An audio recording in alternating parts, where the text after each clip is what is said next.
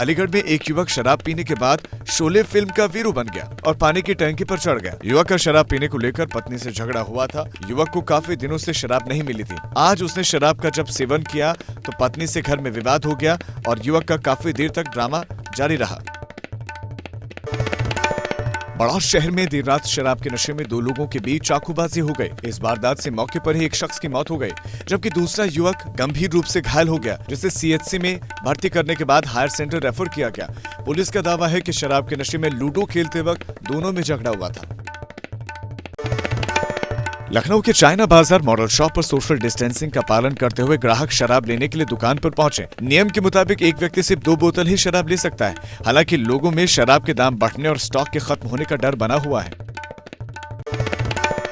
आगरा में भी शराब मिलना शुरू हो गया है। शहरी क्षेत्रों में प्रशासन ने इसकी इजाजत नहीं दी है, लेकिन ग्रामीण क्षेत्रों में वो इलाका जो हॉटस्पॉट से बाहर है, वहाँ सुबह 10 बजे से शाम 7 बजे तक शराब की दुकानें खुलेंगी।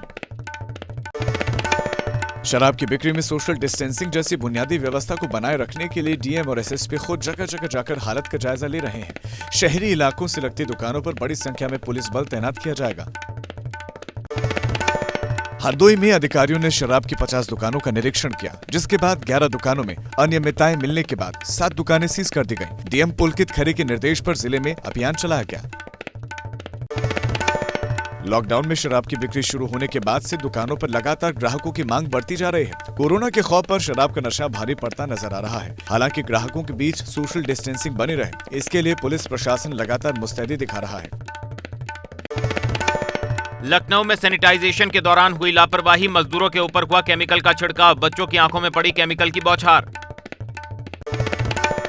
लखनऊ में एबीपी की खबर का बड़ा असर, सैनिटरी कर्मियों ने बच्चों की आंख में डाला सैनिटाइजर। खबर दिखाए जाने के बाद 2 कर्मी हटाए गए, नियम भी बदले।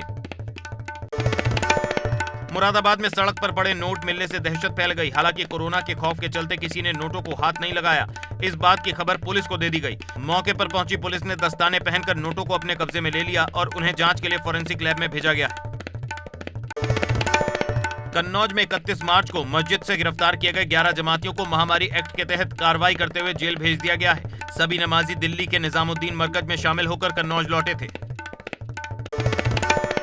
उत्तर प्रदेश में कोरोना ग्रीन जोन घोषित किए गए जिलों में फिर से रोडवेज बस सेवा की शुरुआत हो गई है।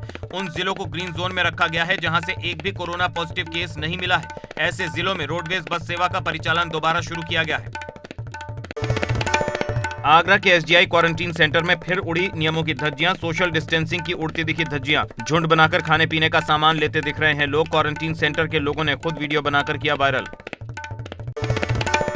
देश में कोरोना संक्रमितों की संख्या 49,391 हो गई है। अब तक 14,000 से ज्यादा मरीज ठीक भी हुए।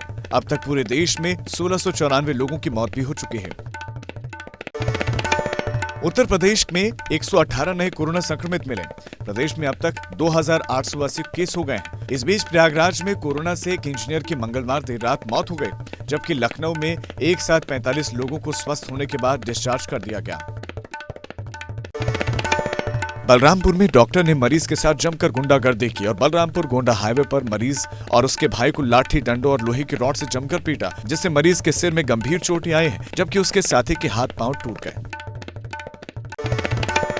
स्थानीय लोगों ने इस डॉक्टर की गुंडाई का वीडियो भी बनाया। दोनों घायलों का इलाज जिला चिकित्सालय में जारी है।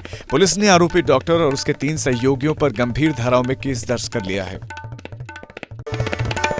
चंडीगढ़ से प्रतापगढ़ बाइक से पहुंचा कोरोना पॉजिटिव मरीज। चंडीगढ़ में टेम्पो चालक का लिया गया था कोरोना जांच के लिए सैंपल। कोरोना जांच रिपोर्ट आने से पहले ही प्रतापगढ़ के लिए अपने साथी के साथ निकला था कोरोना पॉजिटिव मरीज।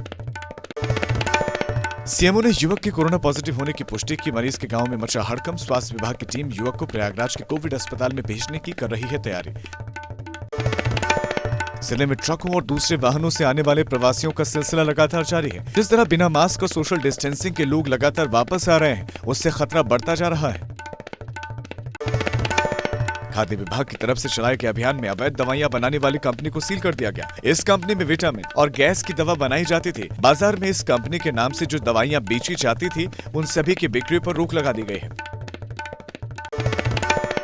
अलीगढ़ में कोरोना को मात देकर स्वस्थ हुए मरीज को जब डिस्चार्ज किया गया तो वहां मौजूद लोगों ने तालियां बजाकर युवक का स्वागत किया, जिसके बाद युवक के साथ ही अन्य मरीजों में भी कोरोना से लड़ने का हौसला बुलंद हुआ। रामपुर में सोशल डिस्टेंसिंग और लॉकडाउन का पालन कराने के लिए मोबाइल मेडिकल सर्विस सेवा की शुरुआत की गई, जिससे पूरे जिले में लोगों की जरूरत की दवाइयां उनके घरों तक डिलीवर की जाएंगी। रामपुर जिलाधिकारी के आदेश अनुसार पूरे जिले में ये सेवा लागू की गई है। जिले के मुख्य हॉटस्पॉट टांडा में इस सेवा में विभिन्न मेडिकल स्टोर्स कर्मियों को लगाया गया है, जो मोबाइल मेडिकल सर्विसेज के माध्यम से लोगों को घर बैठे उनकी जरूरत का सामान और दवाइयां उपलब्ध करवा रहे हैं। हरियाणा से पैदल चलकर आ रहे 150 मजदूरों ने पुलिसी आतंक से परेशान होकर आज हाईवे जाम कर दिया और घर जाने की जिद पर अड़ गए। पुलिस ने इन सभी मजदूरों को बरेली रामपुर बॉर्डर पर ही रोक दिया। मजदूरों के ना मानने पर पुलिस को बल प्रयोग करना पड़ा। आज जिले के तमाम स्वास्थ्य कर्मचारियों ने हिंदवाड़ा के शहीदों को मोमबत्ती जलाकर श्रद्धांजलि दी। शहीदों की शहादत के लिए मोमबत्ती जलाकर उन्हें याद किया गया। घर पर मौजूद स्वास्थ्य कर्मचारियों ने भी शहीदों को याद किया। महाराष्ट्र से कन्नौज जिले पहुंचे 303 मजदूरों में कई मजदूरों ने ट्रेन टिकट दिखाकर इस बात का सबूत दिया कि उनसे 550 रुपए प्रति यात्री किराया लिया गया है। दरअसल यूपी सरकार ने गैर जनपद में रहने वाले यूपी के श्रमिकों को वापस बुलाने की व्यवस्था की थी। लखनऊ पहुंचे श्रमिकों को रोडवेज बसों के द्वारा कन्नौज लाया गया। इटावा के सफाई मेडिकल यूनिवर्सिटी में आगरा प्रशासन द्वारा भेजे गए 70 कोरोना पॉजिटिव मरीजों में से 30 मरीजों को डिस्चार्ज कर दिया गया। इनमें से 11 महीने की बच्ची भी है। इन सभी मरीजों ने कोरोना महामारी को मात देकर नई जिंदगी पाई है। इसके साथ ही सभी बधाई के पात्र हैं। प्रयागराज के ओम नमः शिवाय कम्युनिटी किचन से अब तक अकेले प्रयागराज में 15 लाख से ज्यादा लोगों का पेट भरा जा चुका है। ये संस्था जिले में रोजाना तकरीबन 35,000 जरूरतमंदों तक खाना पहुंचाती है। मुस्लिम धर्मगुरु और मेरठ के नायब शहर काजी जैनुल राशिदीन ने भी मुनव्वर राणा के ट्वीट को सही ठहराया। उनका कहना है कि रमजान का पाक महीना चल रहा है और रोजेदारों की गोश्त की खुराक है जो उन्हें मिलनी चाहिए। इसके लिए सरकार को सोचना चाहिए और इस बात को मजहब से जोड़कर ना देखा जाए। लॉकडाउन के कारण भारतीय शूटर आयुषी गुप्ता अपने पति सक्षम के साथ लुसाका जाम्बिया में फंसी हुई हैं। आयुषी राष्ट्रीय शूटिंग में यूपी का प्रतिनिधित्व करती हैं। उन्होंने एबीपी गंगा के माध्यम से प्रधानमंत्री मोदी से घर वापसी की गुहार लगाई है। नव दंपति का कहना है कि कई बार यूपी सरकार और विदेश मंत्रालय से अपील कर चुकी हैं, लेकिन कोई कार्रवाई नहीं हुई। गाजियाबाद में 31 मई तक धारा 144 और लॉकडाउन लगाया गया है। लगातार कोरोना मरीजों की संख्या बढ़ती चली जा रही है। इसी को देखते हुए ये फैसला लिया गया है। नोएडा के जिलाधिकारी सुहास एलवाई ने आरोग्य सेतु ऐप से जुड़ा हुआ एक दिशा निर्देश जारी किया। इस दिशा निर्देश में कैंटोनमेंट जोन में रह रहे लोगों को आरोग्य सेतु ऐप डाउनलोड कर उस पर सही जानकारी उपलब्ध करवाना अनिवार्य होगा। आपको बता दें कि कोरोना से लड़ाई में आरोग्य सेतु ऐप महत्वपूर्ण भूमिका निभा रहा है। कोरोना से जंग जीतने के लिए पुलिस प्रशासन लगातार मुस्तैदी दिखा रही है। लखनऊ में जहां सड़क पर निकले लोगों की चेकिंग कर रही है, तो वहीं अलग अलग इलाकों में जाकर सैनिटाइजेशन का काम भी करवा रही है। लॉकडाउन 3.0 में थोड़ी ढील देने के बाद सड़कों पर लोगों की आवाजाही शुरू हो गई है। लखनऊ के कैसरबाग इलाके में भी गाड़ियों समेत लोगों का आना जाना शुरू हो गया है। उत्तर प्रदेश के कई जिलों में रहने वाले तमाम कामगार लगातार ट्रकों से भरकर लाए जा रहे हैं। एक एक ट्रक में 45 से 50 लोग ठूस कर भरे गए। प्रत्येक व्यक्ति से 3-3 हजार रुपए किराए के नाम पर वसूला गया है। इन लोगों की न तो स्वास्थ्य जांच की गई है, न ही इन्हें क्वारंटीन किया गया था। गुजरात से मजदूरों को लेकर श्रमिक एक्सप्रेस ट्रेन गोरखपुर पहुंची। यात्रियों के गोरखपुर पहुंचने के बाद उनकी सोशल डिस्टेंसिंग का पालन करवाते हुए थर्मल स्क्रीनिंग की गई, जिसके बाद उनके जिले के लिए बसों से रवाना किया गया। श्रमिक ट्रेन से आने वाले मजदूरों की बाकायदा ड्रोन कैमरे से नजर रखी गई। हालांकि मजदूरों का कहना है कि उन्हें टिकट खरीदकर गुजरात से गोरखपुर तक का सफर तय करना पड़ा। देश के अलग अलग राज्यों में रह रहे प्रदेश के कामगारों को वापस लाने का सिलसिला जारी है। कानपुर में स्पेशल ट्रेन के जरिए गुजरात में रह रहे लोगों को वापस लाया गया। अपने जिले में वापस लौटने के बाद लोगों के चेहरों पर खुशी देखी जा सकती है।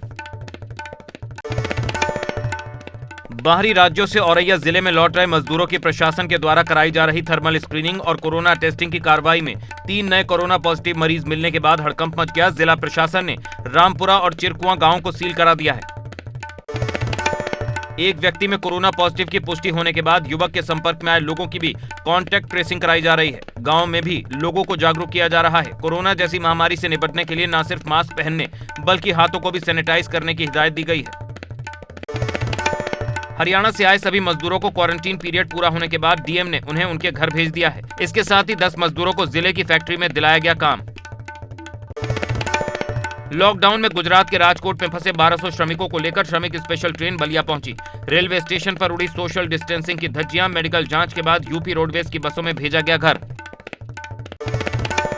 पौड़ी में लॉकडाउन के चलते बंद पड़े निजी स्कूल मोटी फीस लेने से बाज नहीं आ रहे। इस फीस को ट्यूशन फीस का नाम देकर अब अभिभावकों को फीस जमा करने के लिए मजबूर किया जा रहा है। ऐसे में परेशान अभिभावकों ने इसकी शिकायत जिलाधिकारी पौड़ी से की। क्लासेस को महज आधे से 1 घंटे में ही खत्म कर दिया जाता है और अभिभावकों से मोटी फीस मांगी जा रही है। राज्य सरकार ने भी निजी स्कूलों से इस दौर में फीस न लेने के आदेश कुछ समय पहले ही जारी किए थे। खटीमा में पुलिस को जिला प्रशासन के आदेश के अनुसार इवन ऑड फॉर्मूले के तहत रोजाना सिर्फ 50% दुकानें खुलवाने में काफी परेशानियों का सामना करना पड़ा। दुकानदारों द्वारा सुबह से ही फिर से दुकानें खोलने पर पुलिस ने व्यापारियों को समझाकर दुकानों को बंद करवाया।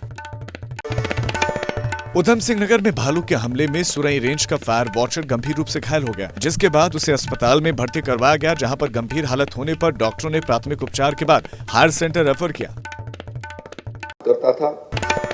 यूपी में भी शराब पर कोरोना चार्ज को मिली योगी कैबिनेट की मंजूरी। 5 रुपए से लेकर 400 रुपए तक बढ़े शराब के दाम। पेट्रोल पर 2 रुपए, डीजल पर 1 रुपया बढ़ाया गया वैट। कांग्रेस महासचिव प्रियंका गांधी वाड्रा ने पेट्रोल और डीजल पर एक्साइज ड्यूटी बढ़ाए जाने को लेकर सरकार की कड़ी आलोचना की है। प्रियंका गांधी ने ट्वीट किया, कच्चे तेल के दाम में भारी गिरावट का फायदा जनता को मिलना चाहिए, लेकिन बीजेपी सरकार बार बार एक्साइज ड्यूटी बढ़ाकर जनता को मिलने वाला सारा फायदा अपने सूटकेस में भर लेती है। यूपी में 69,000 शिक्षक भर्ती को लेकर बड़ा फैसला। 3 महीने में भर्ती प्रक्रिया पूरी करने के आदेश। लखनऊ खंडपीठ ने दिया फैसला। यूपी में हाईकोर्ट के बाद अब जिला अदालतों को भी खोला जाने का फैसला लिया गया है। जिला अदालतें भी हाईकोर्ट के साथ ही 8 मई से खुलेंगी। हालांकि पहले चरण में सिर्फ ग्रीन और ऑरेंज जोन वाले सभी जिलों में अदालतों का कामकाज शुरू होगा। रेड जोन वाले जिलों में कोर्ट के काम फिलहाल बंद ही रहेंगे। कोरोना संकट काल में लॉकडाउन के बीच शराब की दुकानों को खोले जाने को लेकर यूपी के बलिया से बीजेपी के विधायक सुरेंद्र सिंह ने अपनी ही सरकार के आदेश के खिलाफ विरोध जताया। विधायक ने प्रांतीय और प्रदेश के नेताओं से लॉकडाउन के बीच शराब बिक्री पर प्रतिबंध लगाने की मांग करते हुए कहा कि लॉकडाउन में शराब पर बंदी रहनी चाहिए। लखनऊ में सरकार ने ग्रीन जोन में शामिल स्थानों पर बसों को चलाने का फैसला लिया है। इस फैसले में परिवहन विभाग की बसों को चलाया जाएगा। बस के 1 चक्कर पूरा करने के बाद बस का सैनिटाइजेशन करवाना जरूरी होगा। इसके साथ ही सफर कर रहे यात्रियों को मास्क लगाकर ही सफर करना होगा। गाजियाबाद साहिबाबाद विधानसभा क्षेत्र से बीजेपी विधायक सुनील शर्मा ने मुख्यमंत्री को लेटर लिखकर शराब की दुकान बंद करवाने का अनुरोध किया है। विधायक ने लिखा है कि अगर शराब बेचना जरूरी है तो शराब की कीमत को दोगुना कर ऑनलाइन बिक्री की जाए। पुर्तगाल के प्रधानमंत्री एंटोनियो कोस्टा ने भारत जैसे विशाल देश के कोविड रोकथाम उपायों पर प्रधानमंत्री मोदी को बधाई दी। गुजरात में 441, पंजाब में 219, दिल्ली में 206, मध्य प्रदेश में 107, उत्तर प्रदेश में 114, राजस्थान में 97, तमिलनाडु में 508 समेत 2,966 रिपोर्ट पॉजिटिव आई। महाराष्ट्र में 15,000 और दिल्ली में 5,000 के पार कोरोना पॉजिटिव। तेलंगाना में 29 मई तक लॉकडाउन बढ़ा। जम्मू कश्मीर में हिजबुल का टॉप कमांडर ढेर। रियाज नाइकू सेना से मुठभेड़ में मार गिराया गया। अवंतीपोरा में मुठभेड़ के दौरान सेना ने किया ढेर। हिजब आतंकी रियाज नाइकू पर था 12 लाख का इनाम। शहीद अश्विनी यादव को गाजीपुर में दी गई अंतिम विदाई। आखिरी दर्शन को उमड़ा जन सैलाब। जम्मू के हंदवाड़ा में आतंकियों से लड़ते हुए शहीद हुए थे अश्विनी यादव। शहीद अश्विनी यादव को गाजीपुर में दी गई अंतिम विदाई। आखिरी दर्शन को उमड़ा जन सैलाब। जम्मू के हंदवाड़ा में आतंकियों से लड़ते हुए शहीद हुए थे अश्विनी यादव। उधम सिंह नगर में भालू के हमले से सुरई रेंज का फायर वॉचर गंभीर रूप से घायल हो गया, जिसके बाद उसे अस्पताल में भर्ती किया गया, जहां उसकी हालत गंभीर होने पर डॉक्टरों ने प्राथमिक उपचार कर हायर सेंटर रेफर कर दिया है। मौके पर पहुंची पुलिस ने घायलों को उपचार के लिए सीएचसी में भर्ती करवाया, जिसमें एक युवक गंभीर अवस्था में बाराबंकी ट्रॉमा सेंटर से लखनऊ ट्रॉमा सेंटर रेफर किया गया, जिसके रास्ते में मौत हो गई। बाराबंकी जिले में मिट्टी निकालने को लेकर हुए जमीनी विवाद में जमकर लाठी डंडे चले। विवाद में लगभग आधा दर्जन से ज्यादा लोग घायल हो गए। लॉकडाउन का पालन करा रही पुलिस टीम को बेकाबू डीसीएम ने रौंद दिया। बरेली में डीसीएम ने पहले बैरियर तोड़ा, फिर पुलिस टीम को रौंद डाला। इस हादसे में हेड कांस्टेबल की दर्दनाक मौत हो गई, जबकि इंस्पेक्टर क्राइम घायल हो गए। नोएडा में बीए के छात्र की हत्या के मामले में बादलपुर पुलिस ने 5 आरोपियों को गिरफ्तार कर लिया। मुख्य आरोपी ने बताया कि मृतक ने मेरी बुआ की लड़की का नंबर मांगा था, इसी वजह से रंजिश मानते हुए उसने उसकी गोली मारकर हत्या कर दी। पुलिस ने मुख्य आरोपी सहित 5 लोगों को गिरफ्तार किया है। मथुरा में तेज रफ्तार का कहर देखने को मिला है। यहाँ टेम्पो और डीसीएम की टक्कर में 7 लोगों की दर्दनाक मौत हो गई, जबकि 2 लोग गंभीर रूप से घायल हो गए। इस हादसे में टेम्पो चालक की भी मौत हुई है। पाकिस्तान के पूर्व तेज गेंदबाज शोएब अख्तर ने टीम इंडिया के गेंदबाज कोच बनने की इच्छा जताई है।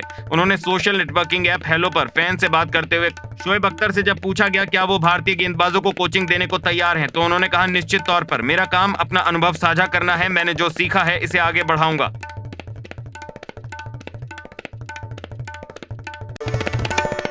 शोएब अख्तर ने खुलासा किया है कि सचिन तेंदुलकर जैसे महान बल्लेबाज को आउट करना भले ही थोड़ा आसान था, लेकिन भारत की दीवार यानी वॉल को गिराना बहुत मुश्किल था। शोएब अख्तर ने सचिन तेंदुलकर से ज्यादा मुश्किल बल्लेबाज राहुल द्रविड़ को बताया है। अख्तर ने कहा राहुल द्रविड़ को आउट करना सचिन तेंदुलकर से भी ज्यादा मुश्किल था।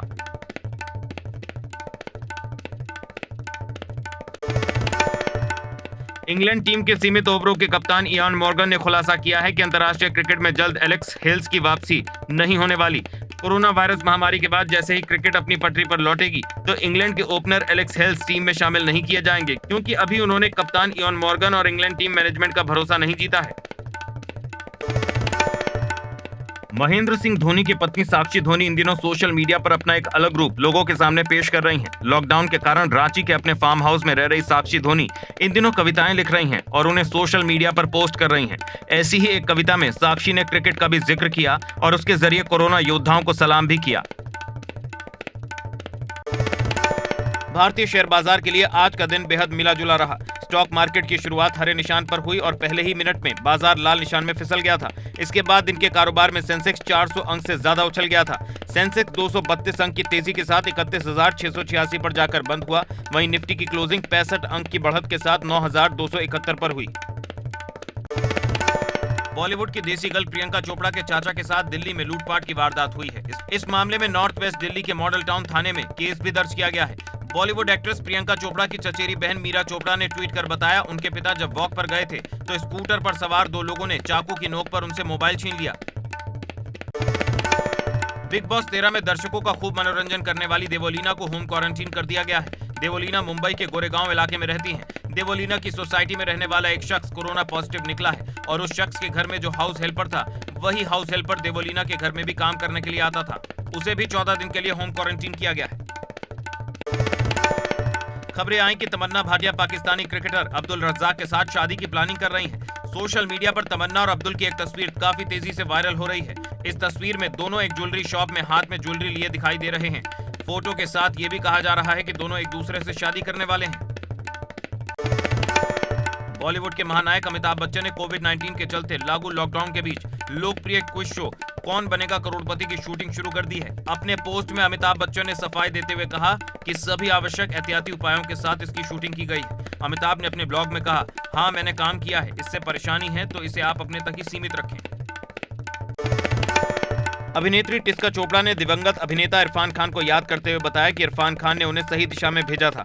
फिल्म किस्सा में टिस्का ने इरफान खान के साथ काम किया था। टिस्का ने बताया कि संघर्ष के दौरान निराश होकर वो अभिनय छोड़ने का फैसला करने वाली थी। तब इरफान ने उनसे कहा, देख लो कैसे हार मान रही है, अपने तरीके से आगे बढ़ने के लिए हिम्मत चाहिए होती है।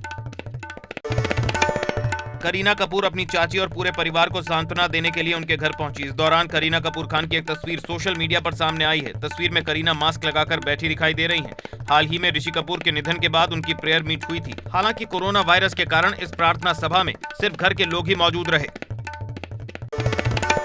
अभिनेता करण टैकर लॉकडाउन के दौरान खाना बनाना सीख रहे हैं। करण ने बताया, लॉकडाउन से पहले मैं अच्छे से खाना नहीं पका पाता था, लेकिन इस दौरान मैंने बहुत कुछ सीखा है। सेल्फ क्वारंटीन के लिए धन्यवाद। मैं अब सचमुच सारा खाना बना सकता हूँ। मैं अलग अलग डिशेस बनाने की कोशिश करता हूँ। इस अवधि ने मुझे लगभग शेफ में बदल दिया है। Ex Bigg Boss contestant Shefali Jariwala का वीडियो सोशल मीडिया पर तेजी से वायरल हो रहा है। वीडियो में वो अपने पिता की हेयर कटिंग कर रहे हैं और उनके पति ने ये वीडियो शूट किया है। शेफाली ने एक दिन पहले उनके बालों की कटिंग की थी।